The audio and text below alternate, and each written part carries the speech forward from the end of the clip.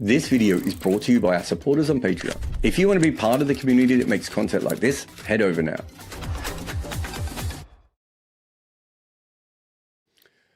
Welcome to Good Areas Live. We have the morning glory here, our show that is at lunchtime of these games where I have to stay overnight, basically is what it means, or dinner time or break time. I don't know. I've completely lost the knowledge. In fact, day one, I was like, wait, is this the 20-minute break or the 40-minute break? I couldn't even work that out. Some interesting comments already I just saw come through. And this is the one that I saw first, which is Rat2782 just saying good session, both teams. Usually I would start with a bunch of notes and everything, but I think this is the right place to start. I think it was a really good session by both teams. I thought, hilariously, England are basically fighting for Bazball's right to survive, and they've done it by being not Bazball, which is quite funny. And I thought Australia did everything that they needed to. I thought Australia bowled well enough to get a wicket. The ball's gone a little bit soft, but not that soft. Like there was, it wasn't that long ago that Ben Stokes got a edge over the top of Cameron Green's head from Boland. There was quite a few plays and misses, some sort of half moments there. I think they bowled well enough to get a wicket. But I also think that England batted really, really well. Specifically, I thought Ben Stokes was struggling more than Will Jacks, but his ability to hit the ball under his eyes and just wait for the ball to come. I think he played one cover drive off Cameron Green at one stage, and you could almost see him go, no, this is not that pitch. And I think that's the other interesting thing about this first session is I don't think it's particularly easy to score runs. I don't think it's particularly easy to get wickets at the moment. It's a little bit in that different kind of section. Someone else said, who said that was a pretty boring session. I think it just depends on how you look at things, because I felt it was maybe one of the more fascinating sessions because England is playing against type. Australia are trying to get as much as they can out of probably an ever-dying ball, but also a pitch that is pretty flat unless you can hit it with a hard ball, right? Like if you can hit it with a hardish ball on a crack or on a plate, it still does something. I thought it was really fascinating. The way that Scott Boland bowled his last spell, I thought was absolutely brilliant. Cameron Green coming on sort of changed it a little bit. Australia went with the short ball with Brendan Doggett. I've said this before. Brendan Doggett's had a lot of success with the short ball so far, but I'm just not sure that that's going to be his long-term go-to in international cricket if he sticks around. 134 kilometres. He's pretty accurate with the bouncer. Not Wagner accurate, but pretty accurate with it. I thought Nisa bowled really well. So I thought, and I thought Jacks, I thought Jacks started to see the ball really well towards the end of that session. The problem for Jacks is going to be obviously coming out after the break, just because that is probably something in his career that hasn't happened as much. Just look at Will Jacks' first-class record for a moment. What would he have played? 32 games? 57, so he's played a little bit more than I thought. But yeah, averaging 35. A lot of 50s. So that's a really tough one for him coming back after the break as well. So we'll have to see where that goes. But yeah, I thought it was a fascinating session. I really enjoyed it because it was just so different to everything else we'd seen. We've seen the chaos, and from that perspective, also I've said this a lot before, but I like sort of one-dimensional Stokes. I like when Stokes is just like, I'm going to play the conditions dictate I play this way, and he just does it, and he goes all in and plays in that style. I think it's a fascinating version of Stokes, and also it's interesting watching Will Jacks. What's his first class strike rate? I wonder if it's high. It's 63, so attacking player, but not anything dynamic in modern cricket anyway. 63 would have been 63 is probably quicker than Hayden. Way quicker than Greenwich or Sobers probably, but yeah. So you certainly I thought it was fascinating from that perspective. As I said, I thought Australia bowled well enough to get a wicket, but I also thought England did exactly what they needed to do. That's a session where if they can get themselves more comfortable and the further they can take it, Australia now are going to be a little bit tired when they bowl with the ball later, right? They're going to be a full day in the field when they get the newish ball, but the problem for England is, I've still got the New Zealand West Indies scorecard up for some reason. The problem for England is, let me just check the ball here. England, so Australia have 21 overs till the new ball. I think that's part of the reason we saw Head and Marnus come out. There's still enough for Australia to get a wicket with the older ball, so I don't think there's any issues from that perspective. But I think the more important thing from an England perspective at the moment is that new ball is going to be probably coming at the most dangerous time. If Jax feels confident afterwards, they might play some shots. That's when Australia have a chance of getting him out. I don't know if we'll see anything different from Stokes for a while. As I said, every time I thought he tried to play an attacking shot, it didn't go particularly well. So yeah, I thought that was a really, really interesting moment there. I think everyone seems to be in agreement. So we might have to shut down good areas. It might be the first time that's ever happened. But there are a few people saying, I thought the bowling was pretty well and England was handling it well. That's kind of the way that I saw that session as well. That I think it's hard to score. It's hard to get wickets. But also, I thought you probably needed to play the ball under your eye line. You do have some inconsistent bounce. You have the odd shooter going a little bit low. You have a little bit of lateral movement occasionally as well off those cracks. It's tough. So that's why I kind of think, I wonder if Will Jacks comes out and plays. True Wicket says, however hard bent Stokes may try, Travis Head will blow England away in the 4th inning. It's very possible. A lot of this is also, I'm not, if I was England, I wouldn't be worried about the Travis Head of it at the moment, or Australia batting at all. At the moment, I'd be thinking, can we make sure that we have 2 set batters, hopefully these 2, when the second new ball is taken and when the dust starts, right? That's really when this game starts again. And in some ways, England were making sure that they had wickets in hand for when that happened. And Australia was, how many runs were scored in that session? Stumps of day 3 were 134. Yeah, so what's that? 60 runs in that session. So Australia, a little bit like England were yesterday, even if England were wrong, that ability to know that you're taking the other team hasn't lost a wicket, but they aren't really going anywhere. I think this is much more important for Australia today than it was for England yesterday, when I think they got that wrong, because Australia knew what they were doing. In this case, because of when the new ball is due and everything else. Be fascinating to see who bowls the final 21 overs. You probably get one short Stark spell. Maybe Nisa comes back for a short spell. But I would expect Green, Doggett, and maybe Head to bowl a little bit more after the break. But maybe not, because they've just bowled Green. So that's what I mean. I think it's a fascinating situation if we go there. Prudvi says, I think if we name defensive batting block ball, more people would be fine in accepting it. It's something that England haven't always shown the ability to do.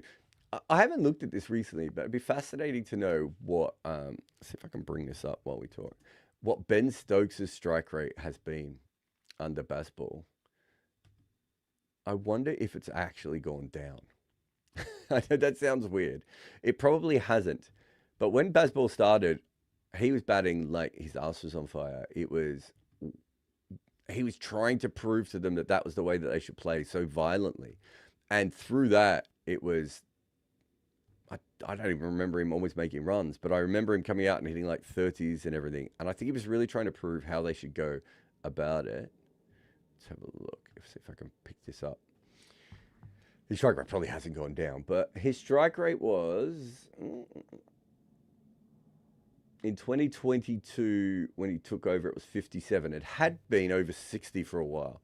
So he'd already started to slow down, which is quite interesting. So it was 57 then, and it's 59 now. So a lot of the other English players have gone up massively. His has gone up very, very slightly, and still well under his career rate. So fascinating from that point of view. We've talked about this before, Addison. What is it with Stokes in these situations? So Stokes is a limited player. It's why he averages what he does, and it's why he struggles in big periods of the game. All the way through, I should say. There's a reason why he doesn't average over 40. He does have a lot of limitations. But one of Stokes' special skills that we've seen in, I would say the place you can see it the most is probably middle overs of ODIs. Situations like this in Test cricket where he only has to think about one thing. I think Stokes is a great batter when he only has to think about one thing. And he just decides to do that one thing. Jadeja has a little bit of this as well. And it's something that you see from all-rounders a little bit, which is when they're batting, they don't always have all the skills of a frontline batter. Like, obviously Callis and Sobers, I'm taking those sorts of all-rounders away, but I'm more looking at the sort of all-rounders who bat, 5, 6, 7, 8, right? They quite often have some of the skills of batting, but they don't have all of them. When you take that away and you give them a job, right? And it's like, you just need to block for a day and a half. Some of those guys could be really, really good. I don't know if we put Justin Greaves in there as well, but just what Justin Greaves did yesterday is that kind of thing.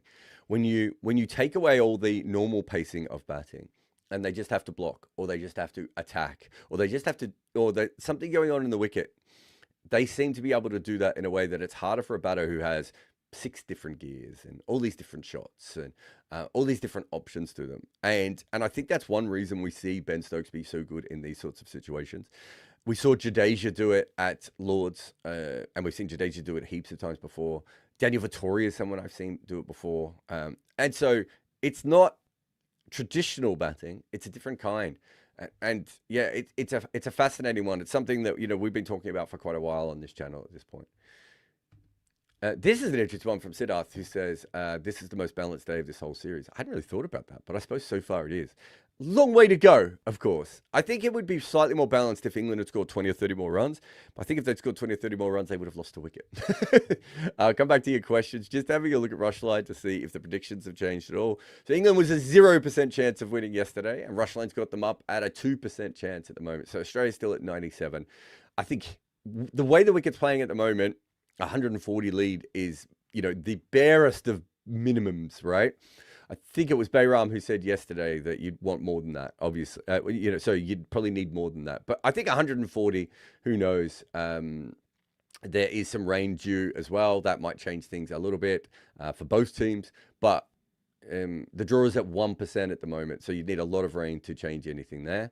But yeah, you can see it with Rushline. They've certainly swung back to England a little bit. I mean, they've got the lead, right? Even if it is not much. I think I said yesterday the most Bazball thing would be Stokes declaring with a small lead and seeing how it goes. 16 might not be enough. But there's every chance that 140 is a long way away with the way that they've been batting at the moment. But who knows how these things go. We've got a couple of super chats come in. Siddharth says, so England are capable of playing normal and smart. This is the frustration of this. I think people have got Bazball and the modern England cricket team confused. Lots of other teams have used Bazball, right? And it's something I know that teams have talked about. The concept of Bazball is fine, but from the start, and we were talking about this in 2022, Bazball with brains. One of the things that England have not done very well with Bazball is that when they've been in front, they're still taking massive risks, which allows the opposition team back in. One thing we've seen with Bazball is sometimes you need to bat in a different style, right? I actually think this is going to sound weird. I think this is more Bazball than the way that they were playing many times throughout, the last couple of years when they failed. Go back to Brendan McCullum. There were innings where Brendan McCullum really blocked the hell out of the ball because that was the right option. And again, Brendan McCullum, a little bit like Stokes, is a bit of a player of extremes. I think Brendan McCullum's at his best when he's got a clear goal in front of him, and that's all he needs to worry about. Just attacking, just strike rotating, or just blocking. And I think that's something that England have missed over many times. I think they've done some smart things in this series. I think the way that they bowled on day one at Perth was quite smart as well. I thought the bowling attack that they took into Perth was quite smart. But they usually compound that by doing stupid things. And it happens again and again. It's quite fascinating to me that they haven't really found a way to consistently upset Scott Boland, being that we know that they did last time in England, and we know they did for the first spell or first 2 spells? I can't remember, but certainly one of the spells in that other test match. So again, we're in a situation where you're thinking, should they be pushing a little bit more and not just letting Boland bowl at them? I'm not talking about this spell because I think by this stage the wicket's playing the way it is, but just at other times. That's the problem. We've all been waiting for Bazball with brains from them. We've seen it from other teams. India have used Bazball with brains. Australia has used Bazball with brains. South Africa has used Bazball with brains, right? Pakistan, Sri Lanka, Zimbabwe, right? The issue is if you play a one-dimensional kind of game, and we've talked about this before. If they had like England's greatest ever batting lineup, and they were playing a one-dimensional game, and they were better than everyone else, then you're looking at the way that West Indies bowled in the 70s, 80s, 90s, and you're looking at the way that Australia batted in the early 2000s, right? But if you're not doing that, other teams can use your own tactic against you and then not use it when it doesn't make any sense. And if you keep using it when it doesn't make any sense, you're going to, not do that. Prithvi says, I predict England will say, see, we tried defensive stuff, but it doesn't work after they lose the game. I mean, they got themselves in trouble here, mate, by attacking as well. So I'd be surprised if they've done that. They have done defensive play. If you go back to Root and Stokes on day one, in that tough period, they tried defensive there as well. So they have, even in this game, it's not the first time that they've gone with it. They have tried at various points of doing it. I thought Brook was really interesting. It's one of the first times I've seen Brook really do it. I'd have to go back and think, but I've covered quite a few of his test matches. I can't think of many times that Brook has played in that way, but it does feel like even he went with it. So, they've gone with that. I don't think this is not about attacking or defensive, is it? It's about the fact that Australia is just bowling better on this surface, and England has a flawed batting lineup, which we've all been talking about. The reason that they tried Bazball in the first place is because they have a flawed batting lineup. Let's see what else we have here. Is blocking on a pitch not doing much a miracle innings? It's not a miracle innings yet. It's a miracle innings if they bat for another 2 sessions. No one said it's a miracle, I don't think.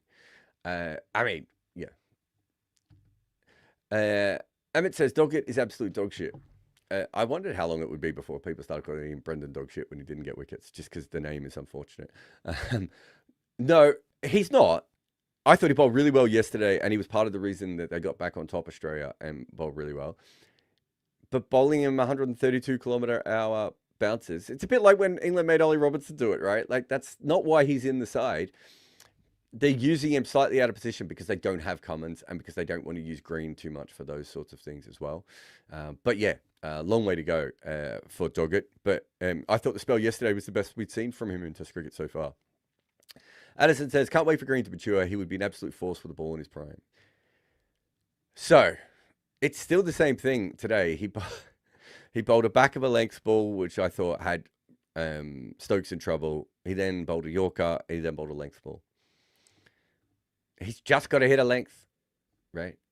He's just got to be, he's just got to hit a length.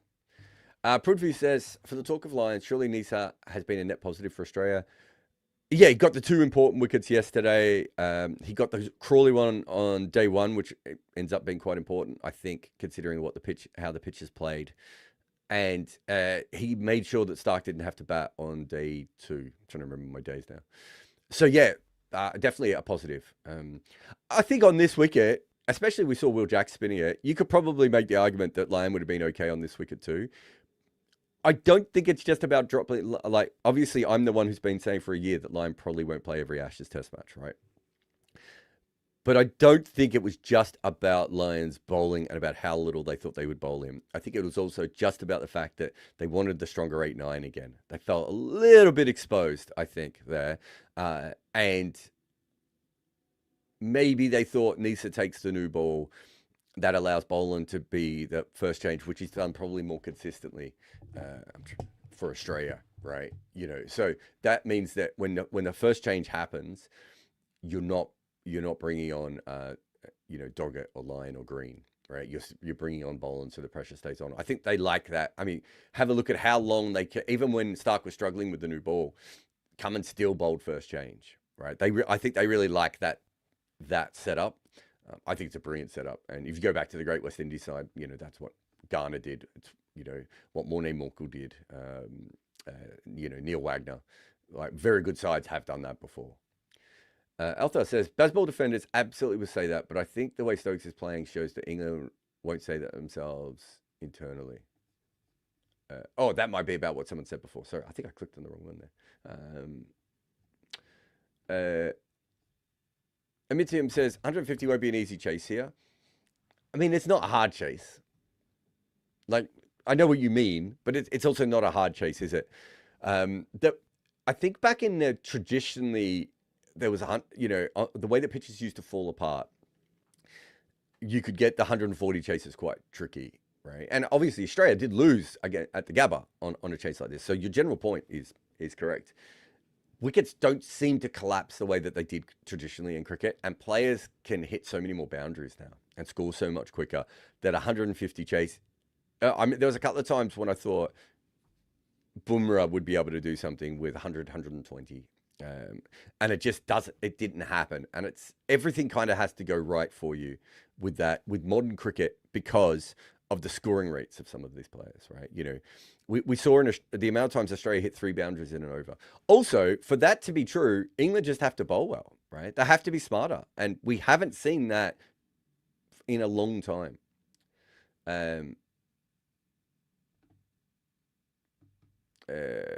MRM says Pat Cummins alone coming back in this team should scare England. Yeah, it should terrify them, right? They're losing to a team without Cummins and Hazelwood, and now without Cummins, Hazelwood, and Lyon. Like, one of the reasons we thought Australia would win this series is the fact that they had this 4-person or 5-person bowling lineup available to them. And even if Cummins didn't play, Hazelwood was going to play. Well, they lost Hazelwood as well, and now they've dropped Lyon, and they still look like they're going to win this game, right? So that's an issue. Oh, there's a really good one here. Prudvi says, oh, no. The problem for England is that Australia don't have cast. Yeah, so it's not just a problem for England. That's the problem in the 140 chase, right? Or 150 chase, whatever it was that Amit said a while back. The big issue at the moment in that chase is the fact that England are coughing up so many runs and so quickly. So I think I talked about this in the Substack on day 2. We'll say day 2.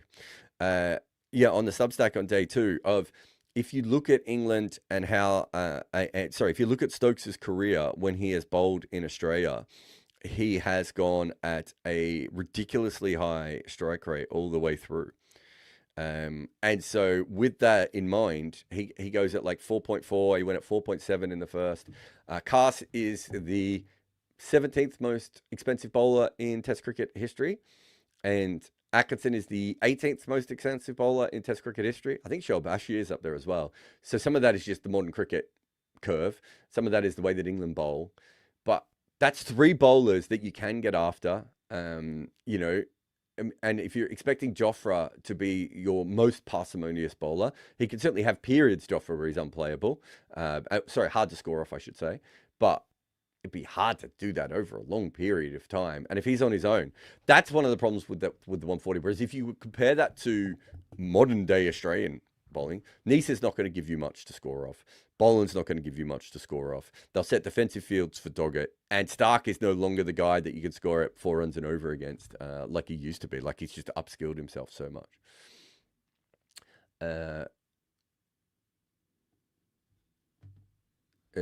Addison says, if these 2 batters are there by the time the new ball comes, it might work against them.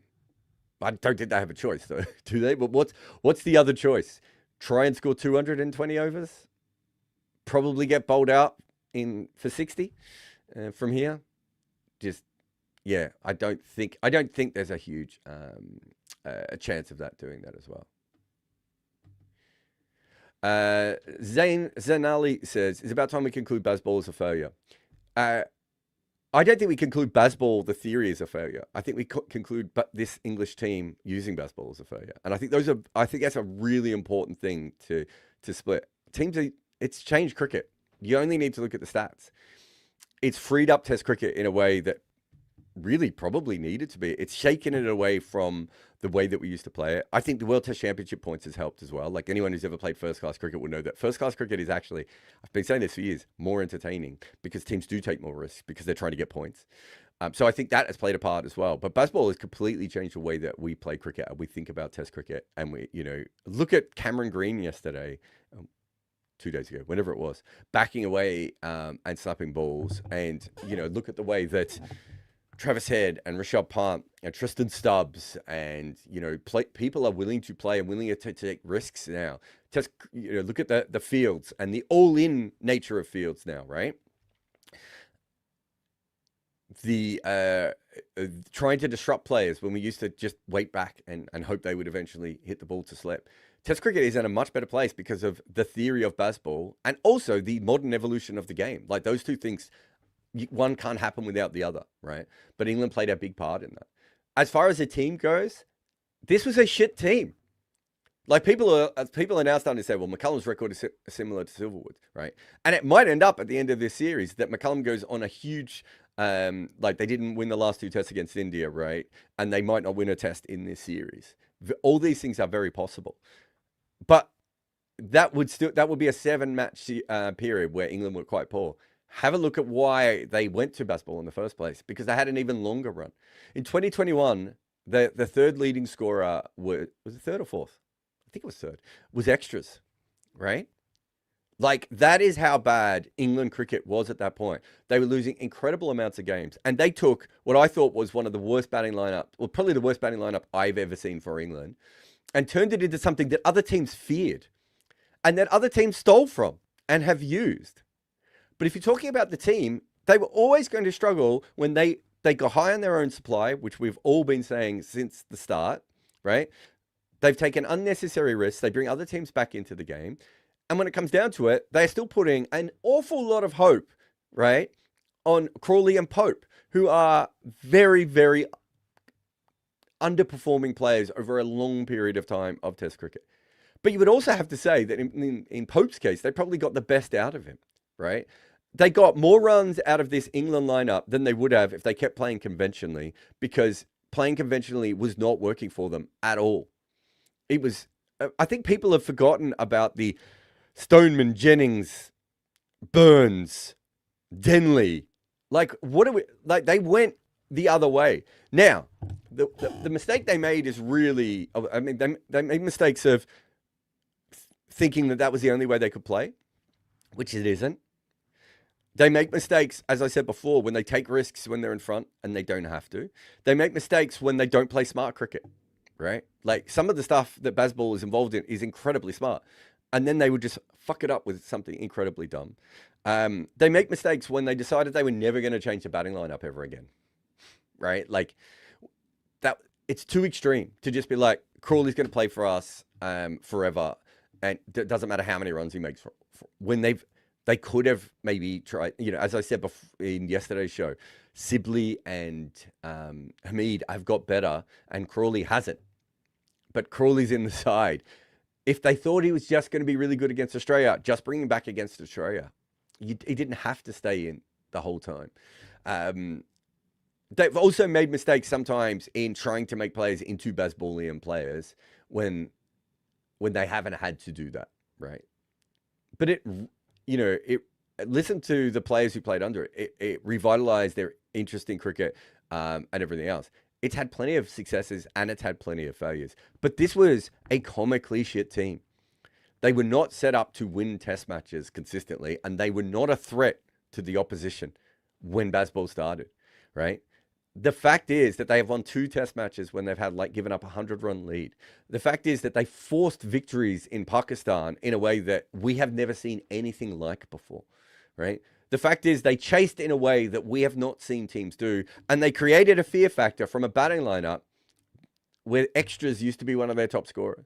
Like, it changed so dramatically, right? But when it comes down to it, when they came to Australia with this bowling lineup, and they didn't have the skill required to go up against the very skillful Australian bowlers, they were always going to struggle, right? They almost need the miraculous cricket regularly, and maybe the regression to mean was always going to happen. Also, when they started this, it was revolutionary and it punched everyone in the face.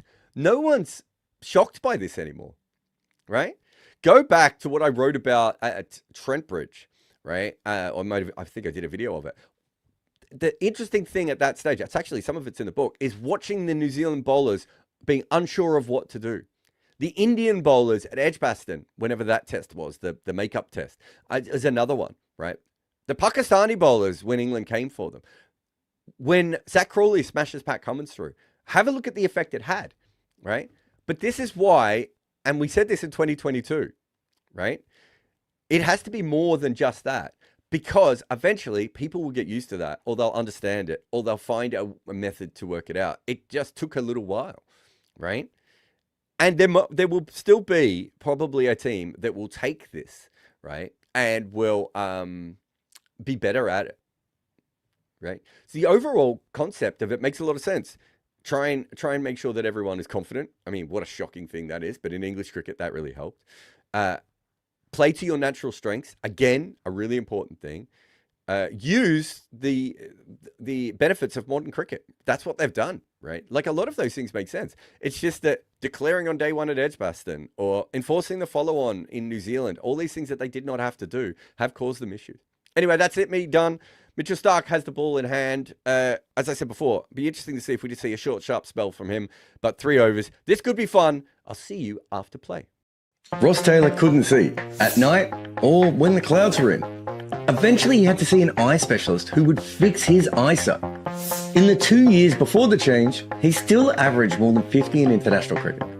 The top level of batting talent can basically see in the dark. That is who we are talking about in our new book, The Art of Batting. Head over and order your copy today.